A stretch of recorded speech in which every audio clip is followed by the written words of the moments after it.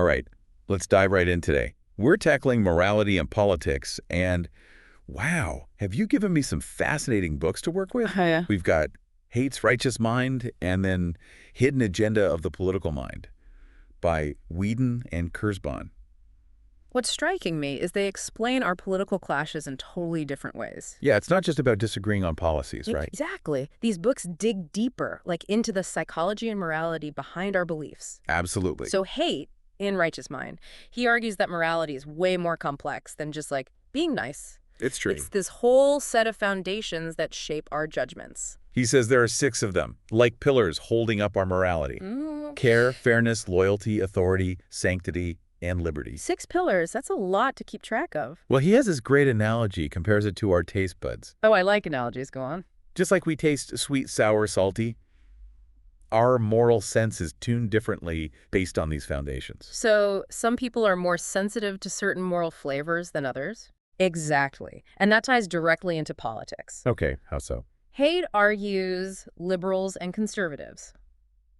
They rely on these foundations differently. Not that one's more moral, just different priorities. Ah, so it's like they're speaking different moral languages. Exactly. Liberals, he says, really value care and fairness. That tracks, right? Helping the unfortunate, equal opportunities, all that. It fits perfectly with those 2 foundations. What about conservatives then? Where do they fit in with these pillars? Conservatives, Haidt says, draw on all 6 more equally. How interesting. So care and fairness matter, but also loyalty to their group, respecting authority, sanctity, tradition. So it's not just individual rights, it's about the group, order, stability. Precisely. And from this difference, you can see why we clash on immigration, welfare, even the role of government itself. Wow, already making me rethink my political chats. But wait, there's more, right? This elephant and rider thing. Right. Our minds, he says, are like an elephant with a rider. Elephants are gut feeling, powerful, not always rational. Riders are conscious thought. But the elephant often charges off before the rider can even think. Exactly. We react emotionally first, then our brain scrambles to justify it. No wonder politics gets so heated. So are Haidt and these other authors, Weeden and Kurzban, are they on the same page about this emotional side? That's where they diverge. Weeden and Kurzban don't deny emotions, but they put a lot of emphasis on self-interest. Are they saying we're all secretly selfish in our political views? It's more nuanced. We're driven by what they call inclusive interests, things like safety, social status, even advantages for our kids. So even when we think it's high-minded principles, there's this drive to protect ourselves. That's the argument. And it's not always greed. It's about succeeding in life, broadly speaking. They even have this idea, the Machiavellian bureaucracy of the mind. Ooh, Machiavellian, that sounds intense. Break that down for me. Picture our mind as a company, board of directors, that's our unconscious, making decisions based on self-interest. Okay, I'm following. Then the spokesperson, that's our conscious mind, trying to make those decisions sound good, justify them. So it's like our unconscious is the boss, and our conscious mind is just doing PR. Kind of. It's very different from Haidt's moral foundations. Haidt's about moral feelings. These guys are saying self-interest is the puppet master. 2 contrasting views, both shedding light on these deep divides. So where do we go from here with these 2 different maps of the political landscape? That's what we'll tackle in part 2. We'll look at real-world examples, see how each book explains them. It'll get even more interesting then. Welcome back. We're digging into these contrasting views on morality and politics, from the righteous mind to the hidden agenda. It's wild how they can look at the same political stuff and see different causes for all the arguing. Right. Having these different viewpoints lets us really explore how complex we humans are, and in this case, understand those political divides better. For sure. Let's get into some examples from the book, see how their explanations work. One that really stood out to me from Haidt was the Tea Party. Oh, good one. The Tea Party is perfect for showing how Haidt connects those moral foundations he talks about to real-world politics. He's saying it wasn't just about the economics, right? Yeah, it went deeper than that. He argues a lot of the anger wasn't just about money, it was about fairness, like a violation of fairness. It wasn't just people struggling, but feeling like the system was against them. Exactly. Haidt ties it to the Fairness Foundation, but with a twist. Okay, there's always a twist with these things. He says they were obsessed with fairness as proportionality, like people getting what they deserve based on effort. So not just everyone getting equal slices, but the system rewarding hard work and punishing, laziness or being irresponsible. Right. Those who played by the rules were losing out, while those who didn't were getting rewarded. So they felt like the social contract was broken. And for them, that had this huge moral weight. Okay, so that's Haidt's view. How would Weeden and Kurzban, with their self-interest focus, how would they explain the Tea Party? This is where their approaches differ. They might say, sure, Tea Party folks believed in fairness, but that focus on proportionality. It also kind of served their own interests. Right. If the system rewards hard work and you see yourself as hardworking, well, you benefit. So the outrage might be real, but it also aligns with the system that'd be good for them. Their moral stance and their self-interest kind of overlapping. Exactly. Showing how those two can get intertwined, even if we don't realize it. It's not intentional selfishness, but their gut feelings happen to match policies that would help them out. Fascinating. Okay, we've seen a broad movement. What about a specific issue, like abortion? Oh, Weeden and Kurzban have a whole chapter on that. They argue a lot of it comes down to lifestyle choices, which then shape our politics on the issue. They use these terms, freewheelers and ring bearers. Okay, I vaguely remember those. Refresh my memory. Who are they? Picture a spectrum, right, of relationships and life choices. Freewheelers, they're more open to casual sex, living together, delaying marriage and kids. Not against those things, but they prioritize individual freedom. Okay, I see. And ring bearers are the opposite. Yeah, more traditional. Commitment, monogamy, having kids within marriage, all that. So are they saying freewheelers are pro-choice, ring bearers pro-life? Exactly. Different lifestyles lead to different interests on abortion. If you're a freewheeler, access to abortion is probably more important. You're not planning kids early on. You want control over your body, your future. Makes sense. Ring bearers, focused on family sooner, opposing abortion aligns with their goals. Again, not the only why factor, but a big one. It's like their moral beliefs about abortion line up with their own life choices, the future they see for themselves. Right. And again, they're not saying one side's more moral. It's about how beliefs match up with your personal life. I'm curious, would Haidt, with his moral foundations, would he agree with this lifestyle link? Good question. He might say it's about how much weight we give to each foundation. Those who value sanctity of life see abortion as wrong. Those focused on individual liberty see abortion access as crucial for women's freedom. So, same issue, different angles. One's about self-interest, matching up with beliefs. The other about our innate moral sense. Exactly. Key difference.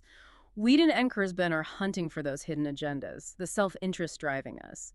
Haidt's looking at those gut feelings shaped by his moral foundations. Both insightful, but totally different pictures of what's going on beneath the surface. Do they ever agree on anything? There is some common ground. Both books admit how powerful group identity is. It shapes our judgments, our sense of self-interest.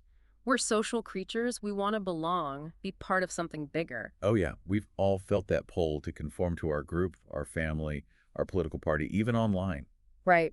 Haidt says liberals often care about those outside their group more, they're more universalist. Conservatives focus on their own group, nation, community.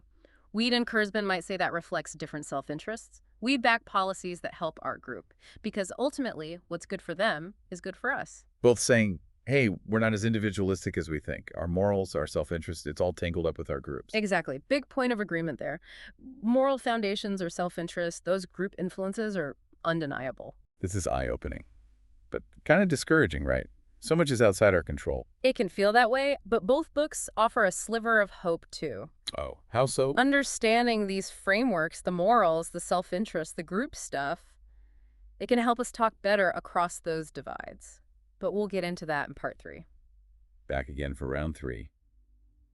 It's amazing, these two books, Righteous Mind and Hidden Agenda. They've really got me thinking differently about morality and politics. Like two different maps for the same confusing territory. It's true. We've been exploring them side by side, such contrasting views on why we believe what we do politically. But it helps us grasp just how complex all this is. For sure. But it also makes me wonder, if so much of this is unconscious, whether it's those moral foundations or self-interest, can we even have good conversations with people who see things so differently? The million-dollar question. It's easy to get pessimistic, feel like we're all trapped in our own little thought bubbles, but both books actually offer some clues about bridging those gaps. Okay, so what's Haidt's take? How can knowing about those moral foundations help us talk better? He stresses understanding each other's moral matrices, basically. Liberals and conservatives talk past each other because they're coming from different moral starting points. So it's not about winning, it's about realizing the other side might have a totally different moral compass guiding them. Exactly. It takes listening, empathy, stepping outside our own bubbles to see their viewpoint. Not abandoning our values, but getting where they're coming from. Like learning a new language. Can't talk if you're both speaking gibberish to each other. Perfect analogy, and that's so important now. Everything's so divided, so much anger. It's easy to just think the other side's evil or stupid. Way easier to dismiss them than try to understand. Yeah. But if we can see them not as enemies, but as people with different moral intuitions, maybe there's common ground somewhere. That's what Haidt believes. Once we get each other's moral language, we can frame our arguments to resonate with their values. We might even share some goals, even if we disagree on how to get there. Makes sense. So that's Haidt. What about Weeden and Kurzban? How do they think we can have better political talks? They go a slightly different route. They say recognizing self-interest is key.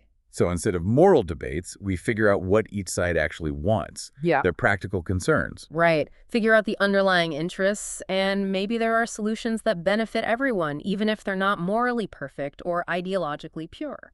Can you give an example? Like, how would that work in a real debate? Say we're arguing about universal health care. Instead of getting stuck on, is it morally right or infringes on freedom? We ask, what are the opponents worried about? Exactly. High taxes, long waits, government messing things up. And on the other side, what do supporters want? Affordable care, feeling financially safe, healthier population. Right. Now we know the interests, maybe we brainstorm. Find solutions that meet everyone's needs, even if it means compromise. Nobody gets exactly what their ideology wants. Real-world solutions, even if they're messy. Yeah. It takes being honest about our own interests and accepting that the other side has legitimate interests too. Sounds good, but politics is all about emotion winning, not this calm reasoning. True. Both books admit that. Our morals, our self-interest, it gets manipulated all the time by politicians, media, even our own families. So it's like this constant tug of war, rationality versus all these forces pushing us around. It can feel that way. But both books offer hope. If we're aware of this stuff, the moral foundations, the self-interest, the group dynamics, we become smarter about the information we get. We think more carefully before arguing. So healthy skepticism, knowing our biases, being willing to actually talk to those who disagree. Exactly. And that's the biggest takeaway, I think. It's not about shutting people up or acting morally superior. It's about recognizing we're all complex. We need empathy and understanding if we're going to live together in a diverse world. Well said. You know, after going through these books, where there are different approaches, I'm actually more hopeful. Bridging the gaps is tough, but not impossible. Me too. It takes effort, self-awareness, good faith conversations. If we can manage that, maybe we can build something better. More civility, more understanding, maybe even more unity in the end. I like the sound of that. Thanks for joining us on this deep dive, folks. Hope you got some fresh perspectives and maybe, like us, a little more optimism about how we talk about politics. Keep those minds curious. We'll see you next time.